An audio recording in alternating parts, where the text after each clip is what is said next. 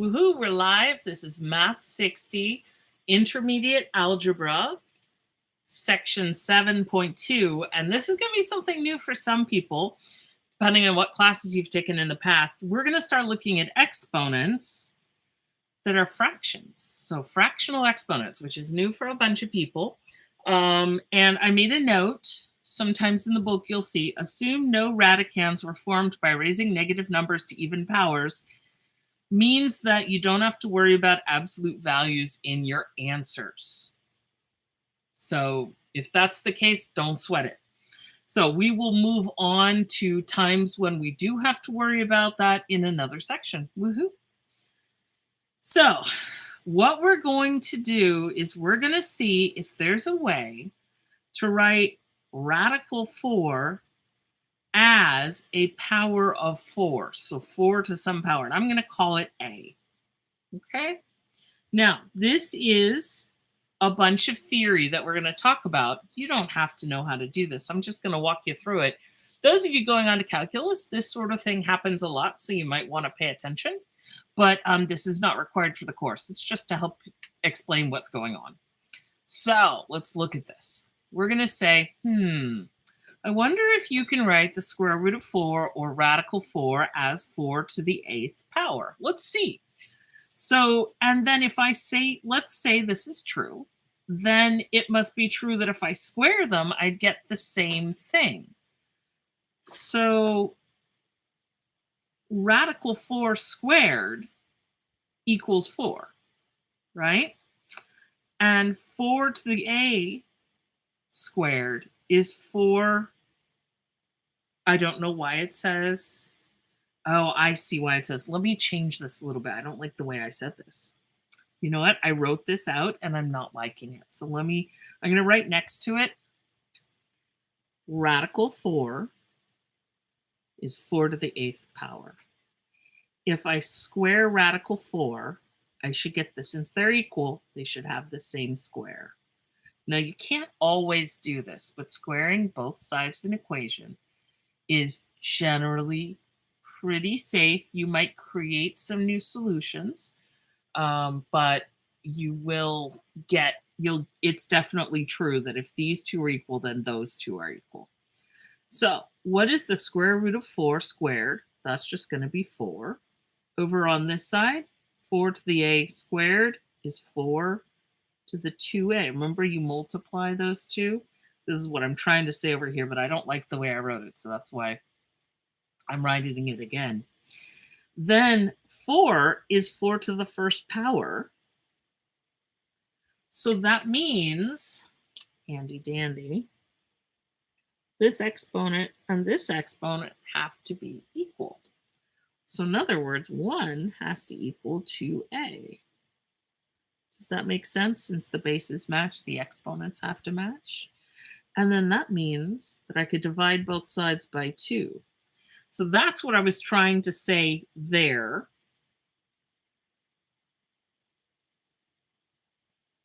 I like this better.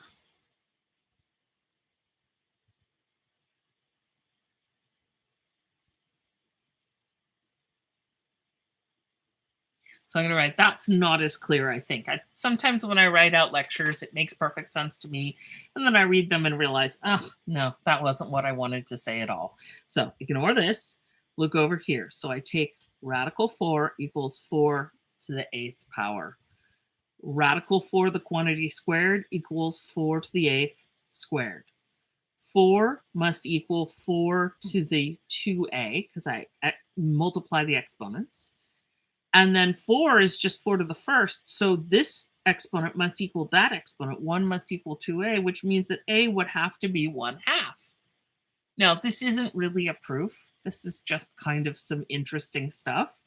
But at least it suggests why it's not completely bonkers to think that, dun, dun, dun. And we'll put a double box around this one because it's so important. Radical is really a 1/2 exponent, which again, if you've never done this before, that's going to seem pretty bonkers, but it is. It's just, that's how we do it. Radicals are fractional exponents. And I know you were all thinking, wow, exponents seem pretty okay. And so, of course, we have to mix the fractions in too. It's super fun. I know. Super, super fun. Everyone's like, yay, fractions in my exponents. That's awesome. Okay. So let's play with this. We've got some other ideas. Let me get this straight for you.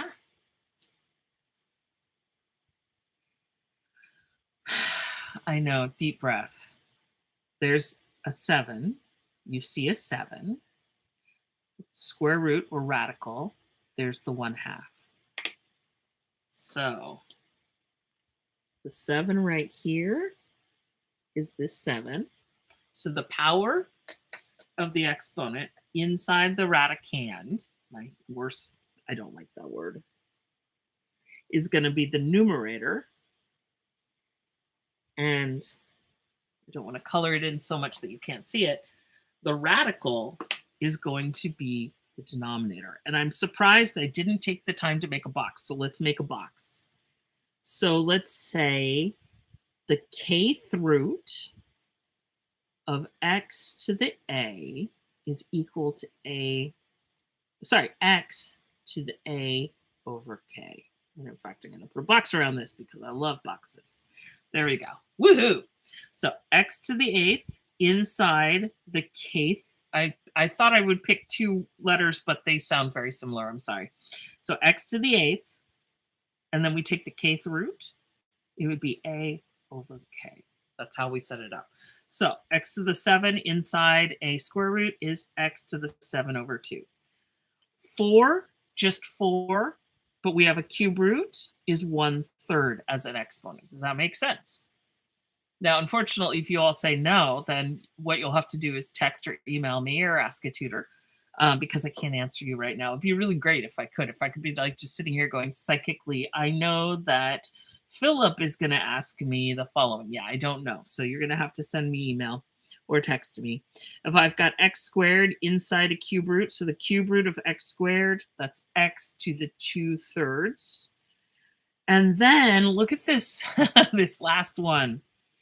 Now, this is unfortunate. This is the way. So there are certain applications, add-ons that we have for like Microsoft Word and for, in Canvas and in texting and all these that allow us to use mathematical symbols, but they all have little quirks. And this one, the little quirk is the index is up here flying around. So the way I would have written this is the 7th root of x cubed times y all over 4. Then we've got x to the 3/7 because it's x cubed and it's the 7th root. Y is just y, so it's 1/7. And then notice the 4 is in the denominator. That's a secret vampire. Where are my vampires? I feel like I need to do a holler. Math teachers don't say hollow. We say holler, We have to say all the letters by law. Okay. This will be -1/7. It's in the denominator. So isn't this just a bucket of weasels, right? So much fun. Shall we try? Woohoo. So we've got 5 to the 1/4 times 5 to the 1/8. So this is going to be 5 to the 1/4 plus 1/8. What do you think? I've got 2 bases that match and 2 exponents. So I add the exponents because we're multiplying. When you multiply, you add the exponents. And now here's the really, really freaky thing. You just add the exponents as if they're regular old fractions. So I would say, okay, 1/4 is really 2/8. Remember, if you want to convert, you do 1/4, how many eighths? And you go, times 2 times 2. Okay, that's 2/8. Put that right there. Right? So then this is 5 to the 3/8, which means what? It's the 8th root of 5 cubed, or the 8th root of, and I happen to know that 5 times 5 times 5 is 125. So there we go, the 8th root of 125. And that is not a nice number. That is an irrational number. So I'm going to leave it like that. What do you think?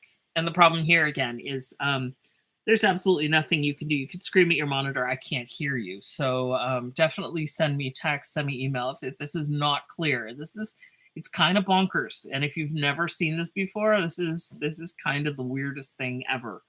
But after a while, it does people get used to it. They really do. Okay, next one. I've got 8. Let me write it big so I can see it. 8 to the 7/11ths. Ooh, does anyone else want a Slurpee? I really miss Slurpees. 8 to the -2/11. Yeah, when I'm recording this, we're all stuck at home, and if you do go to a 7-Eleven, they most of them don't have Slurpees because they can't let people touch the Slurpee machines right now. So, okay, so I shouldn't have used 7-Eleven. Slurpees, miss them. So I've got 8 to a power in the numerator. I've got 8 to a power an exponent in the denominator.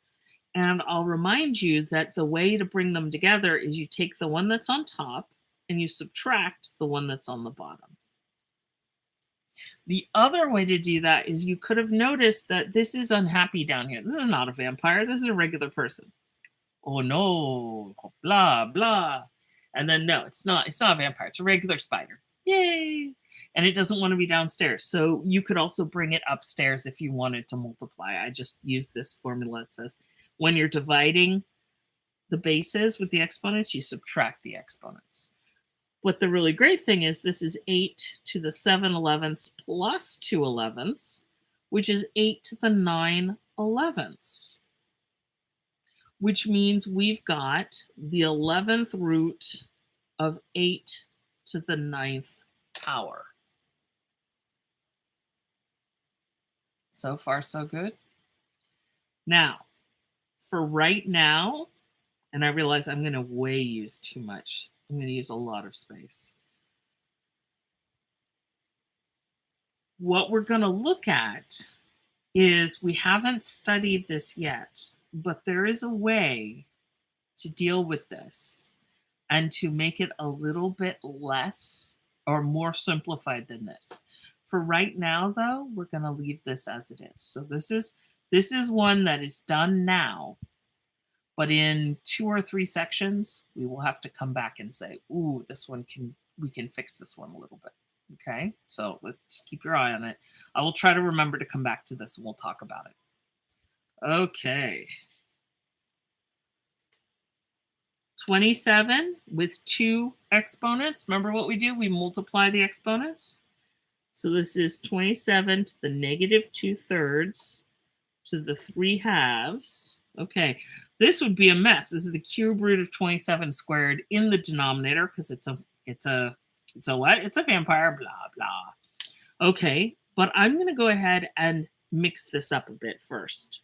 27 to the -2/3 times 3/2, which is 27. Notice the 3's cancel and the 2's cancel, and I get -1, which is just 1/27. Isn't that lovely? Woohoo! So let's see. I am going to, yes, there's one more page. I'm going to go ahead and leave that for a separate video because we're already up to 14 minutes.